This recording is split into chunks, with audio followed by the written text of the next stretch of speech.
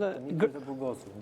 Në një farë mënyrë kemi alternuar pikërisht këtë që ishte dhe le themi fokus i një grup pyetjesh. Pra, teorinë me praktikën. Pra, në manuali ka qenë goxha cilësor, pra, se thuash kemi bërë përmbledhje, jo vetëm të çfarë kemi konstatuar nga pikpamja ligjore në lidhje me drejtësinë penale për të mitur, po edhe konstatime dhe sugjerime për sa i përket pjesës teorike.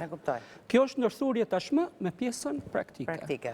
Ajo që profesori tha që tamam akademizmi ndërhyn edhe në atë që është esenciale në fundit për zbatimin e drejtësisë, aplikimin dhe sidomos që kjo pjesë që ka të bëjë është goxha ndjeshme për të mitur, po në përgjithësi për drejtat e njeriut në sistemin. Te ky grupi punës që ka hartuar këtë kanë qenë dhe student? Po. Pra janë gjithmonë të përfshirë studentët në çdo projekt që drejtësia tek Luarasi ka. Ata janë përfituesit direkt të projekteve, sepse çdo gjë që bëhet për student. Sigurisht. Çfarë do t'i thoshit atyre që na ndjekin në fund?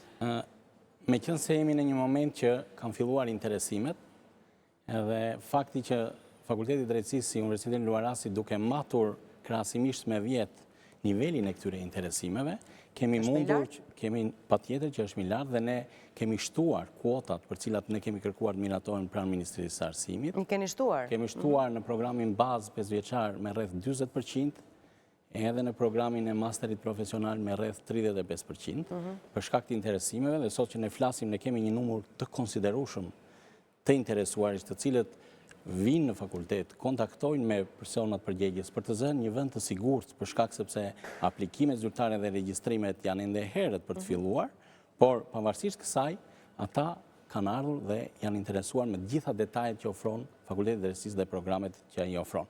Dhe në këto kushte unë kam një thirrje për gjithë maturantët, për prindrit e tyre, ky është një moment i vështirë për ta, për gjithë familjarët, sepse ata nëpërmjet zgjedhjes që do bëjnë do vendosin të ardhmen e tyre për sa i përket karrierave profesionale. Edhe unë i ftoj të gjithë që të vendosin të vinë në Luaras, për shkak të cilësisë që ofron, për shkak të diplomës që ofron, për shkak të seriozitetit që ofron kjo diplomë e studimeve në Fakultetin e Drejtësisë.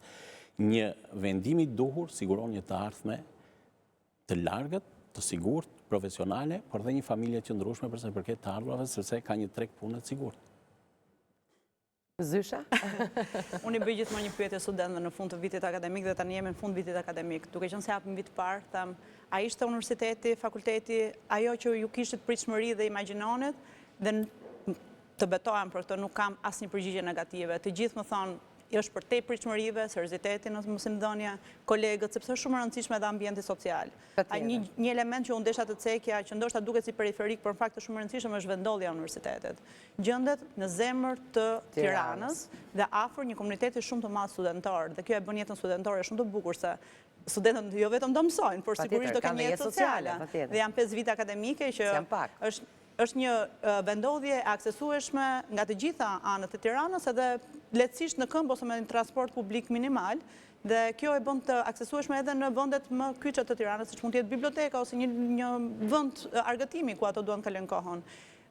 Ky është feedbacku që kam marrë nga studentët e mi. Të gjithë janë shumë të kënaqur edhe janë të bindur tani për zgjidhjen e tyre dhe e rekomandojnë. Fakti që tregojnë që kalojnë brez pas brezit të thotë që rekomandohet.